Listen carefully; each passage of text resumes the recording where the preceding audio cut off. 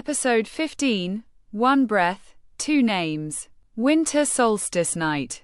Snow falls so thick the mountains disappear. The cafe is closed to the world.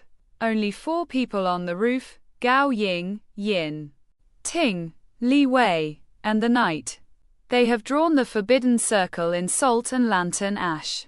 The 2 floating lanterns are pulled down and placed at the center, one cracked and gold, one crimson and fierce. Their flames merge into a single white fire that does not flicker. Gao and Ying Ting sit face to face, knees touching, hands clasped over the merged flame. The tattoos, Gao's almost gone, Ying Ting's almost complete, begin to glow in perfect opposition. Li Wei reads the rite in trembling Manchu, the knight standing guard with his broken sword planted like a standard. No grand effects at first. Just 2 heartbeats slowing, until they match exactly.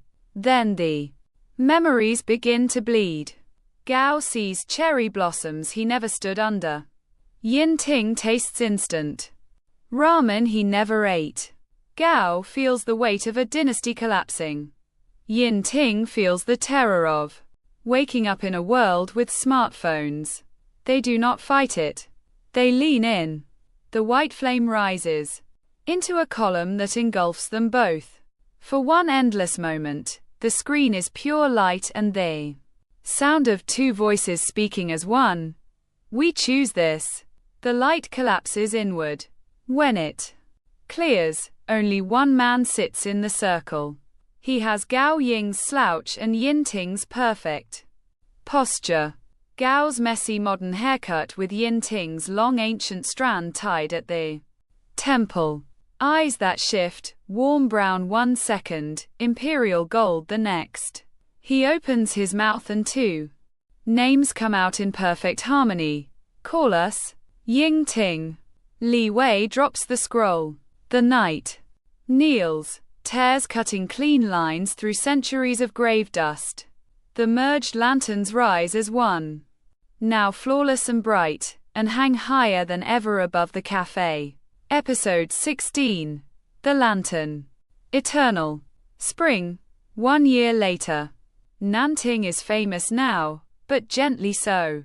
Tourists come for the cafe that never closes, the barista who sometimes speaks in Qing court Mandarin when he's tired. The quiet knight who teaches children sword forms with bamboo sticks. Ying Ting, one body, 2 souls perfectly balanced, runs the cafe with Li Wei and the knight.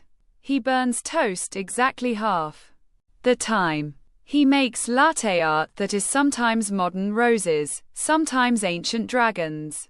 When asked his name, he smiles and says, depends on the day. The episode is pure epilogue, soft as falling petals. A tourist asks about the old curse. Ying Ting answers with Gao's casual shrug. And Ying Ting's elegant bow, we paid the bill. Tip is optional. Li Wei's toddler calls him Uncle both, and he pretends to hate it. On quiet nights, he climbs the roof alone and speaks to the lantern, sometimes as Gao missing his old separate life, sometimes as Ying Ting missing the stars. The tattoos are gone completely. Tai Sui's distant laughter faded months ago, satisfied. Or perhaps just bored. Final scene, mid-autumn again. The biggest festival yet? Thousands of lanterns rise into a perfect clear sky. Ying Ting stands on the roof with Li Wei and the knight. The toddler asleep on his shoulder. He lights one last small lantern. Plain paper, no magic, and releases it with the rest. As it joins the sea of light, the camera pulls back until Nanting is just a single glow in the mountains. Voiceover. 2 voices in perfect harmony, soft as a lullaby. We were never meant to win against the stars. We were meant to become a light they couldn't put out. Fade to black on the eternal lantern above the cafe, burning steady and Warm. Roll credits over quiet cafe sounds. Clinking cups, laughter, the soft creak of a night. Learning to smile. What a journey. From a broke college kid checking into a cursed hotel to two ancient souls choosing to share one mortal life, this donghua took every supernatural trope and turned it inside out with raw heart. At its core, The Chosen One was never about beating Tai Sui or breaking curses. It was about what you do when the only winning move is to stop playing alone. Gao Ying started as the ultimate reluctant protagonist, ordinary, sarcastic, just trying to pass. Finals. Ying Ting began as tragedy incarnate, a prince punished for daring to love.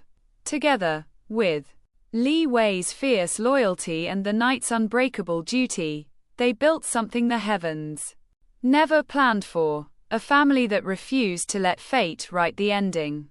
The animation evolved beautifully, from misty horror in early episodes to warm, lived-in slice of life in the café arcs, exploding into breathtaking battles when needed. The voice acting carried impossible emotional weight, especially in the quiet moments that hurt the most. Themes of shared burdens, chosen family, and redefining forever hit harder with every rewatch.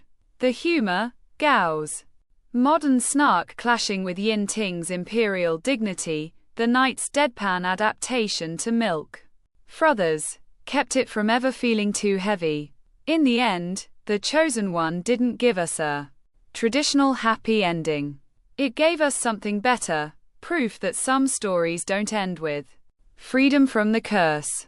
They end with choosing to carry it together, in one shared heart, under one eternal lantern. The cafe is still open. The toast is still half burnt.